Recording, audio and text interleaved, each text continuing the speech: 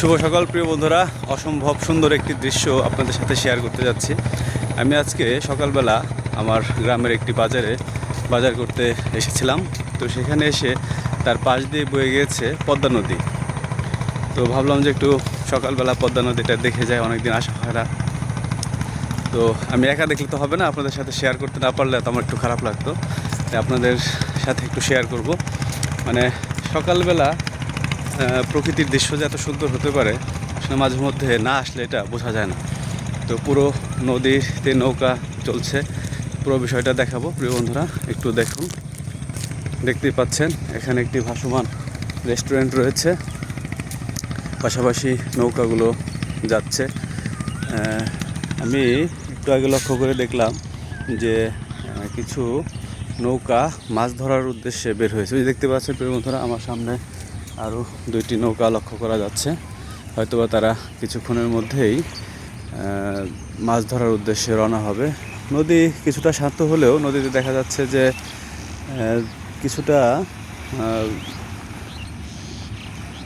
পানির গতিবেগ রয়েছে।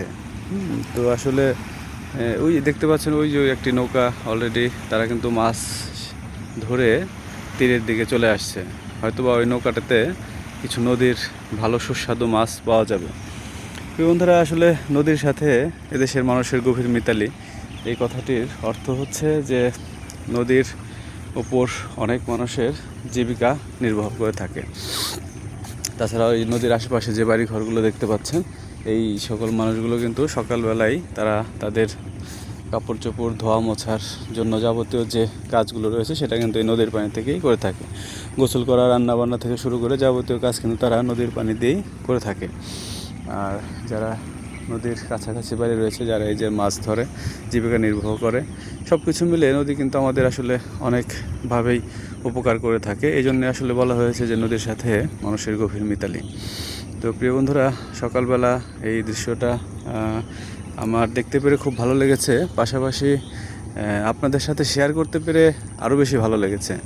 তো প্রিয় বন্ধুরা, যারা আসলে শহরে বা দেশের বাইরে থাকেন, তাদের যদি মনে হয় যে আসলে নদী অনেক দিন দেখা হয় না, তারা কিন্তু আমার এই ভিডিওটা দেখতে পারবেন। আর যখন গ্রামে আসবেন অবশ্যই এই নদীর পাড়ে এসে পুরো নদীর যে সুন্দর দৃশ্য, আকর্ষণীয় সকালে বা বিকালে, আপনারা কিন্তু সেটা উপভোগ করতে পারবেন প্রিয় বন্ধুরা। তো প্রিয় বন্ধুরা, সকালবেলার সকলকে আবারও শুভেচ্ছা জানাই। সকলের যে যেখানে থাকেন সকলের সুস্বাস্থ্য কামনা করি এবং আশা করি সকলে ভালো থাকবেন। আমার জন্য দোয়া রাখবেন। সকলের জন্য থাকলো শুভকামনা।